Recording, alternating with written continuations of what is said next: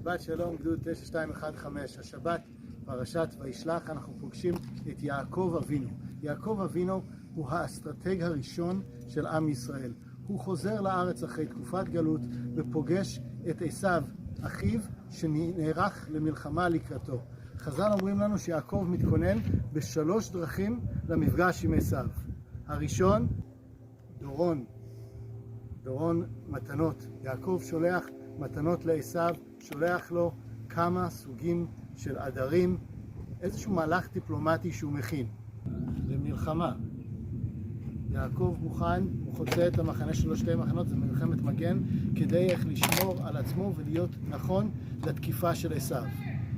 אבל השלישי, שאולי קצת פחות מובן מאליו, תפילה. יעקב אבינו גם מתפלל תפילה מאוד מאוד מפורסמת. קטונתי מכל החסדים וכל האמת שעשית עמדי, הצילני נא מיד אחי מיד עשיו. התפילה הוא מרכיב שלישי של ההכנות של יעקב. אז יש לנו דורון, דיפלומטיה ומלחמה, שזה הקרב והתפילה. שלוש אפשרויות ושלושתם אנחנו צריכים אותם. אנחנו מכירים עד היום את המערכת הדיפלומטית שהיינו בה עד היום, ואנחנו חוזרים עכשיו ללחימה, כי זה בלי זה אי אפשר. אבל השלישי חשוב שלא נשכח. התפילה מבטאת את ההפך מהיוהרה.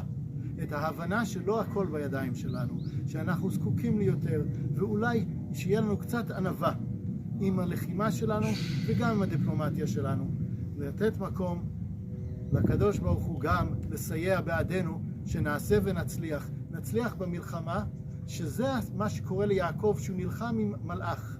ועל שם המלחמה שלו עם המלאך, אומר לו בסוף המלאך, שמך לא יקרא יעקב כי ישראל שמך, כי שרית, במובן שנלחמת, הצלח להתמודד עם אלוהים ועם אדם.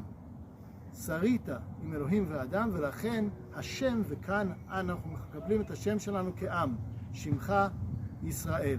שבת שלום לכולם.